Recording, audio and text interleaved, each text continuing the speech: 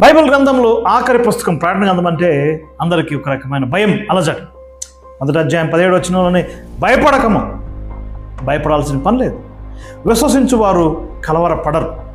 ఈ యొక్క పుస్తకం కృపతో ఆరంభమవుతుంది.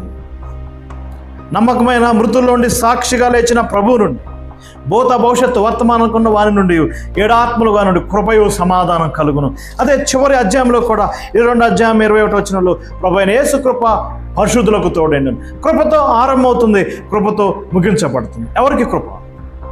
యేసు ప్రభువును సొంత రక్షకుడిగా అంగీకరించిన వారు, ఆయన కొరకు ఎదురు చూసేవారికి కృప. ఆయన తృణీకరించేవారు, ఆయనను ఎరగని వారికి ఉగ్రత, రానున్న దినాల్లో గ్రేట్ రాత్ ఉగ్రత రాబోతుంది. 7-year పీరియడ్, మానవాళికి ఒక ఘోరమైన ఉగ్రత రాబోతుంది. దానికి పైగా నిత్యాగ్ని సిద్ధంగా ఉంది. ప్రభువైన యేసుక్రీస్తును సొంత రక్షకుడిగా అంగీకరించారు.